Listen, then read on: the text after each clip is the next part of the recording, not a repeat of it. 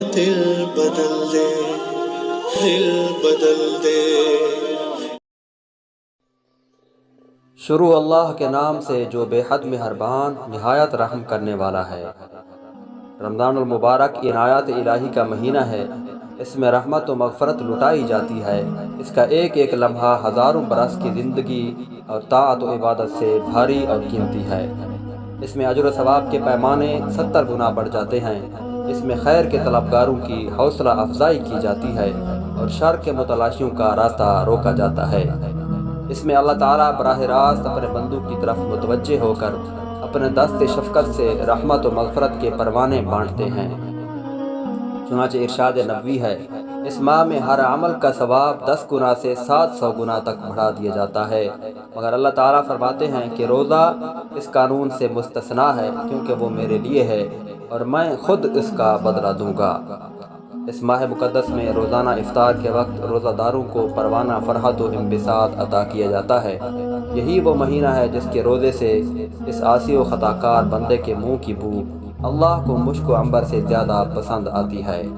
اس میں اللہ تعالیٰ جہنم کے دروازے بند فرما دیتے ہیں، شیطان کو جکڑ دیتے ہیں، جنت کے تمام دروازے کھول دیتے ہیں تاکہ سال بھر کے گناہ گار تائب ہو کر جنت میں داخل ہو سکیں۔ اس میں وہ بابرکت رات ہے جس کی عبادت 1000 مہینہ کی عبادت سے بہتر ہے، اور یہی وہ مقدس مہمان ہے جو بارگاہ الہی میں اپنے اکرام کرنے والوں کی سفارش کرے گا اور اس کی سفارش قبول ہوگی۔ اس لیے ضرورت ہے کہ اس کی بھرپور قدردانی کی جائے۔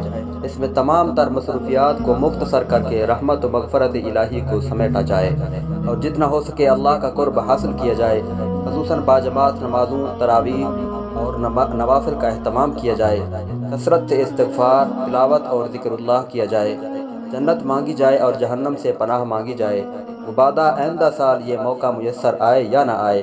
اسی طرح ہر قسم کے گناہوں مثلاً جھوٹ، بدگوئی، چغل خوری، حرام خوری، داڑھی منڈانے، کٹانے اور دوسرے تمام صغیرہ اور کبیرہ گناہوں سے توبہ کی جائے۔ یہ حقیقت ہے کہ جو شخص رمضان میں گناہوں سے کنارہ کش رہتا ہے، اللہ تعالیٰ اس کو آنے والے پورے سال میں گناہوں سے بچنے کی توفیق عطا فرماتے ہیں۔ اللہ تعالیٰ ہم سب کو اس کی توفیق عطا فرمائے اور ہم سب کی مغفرت فرما دیں، آمین۔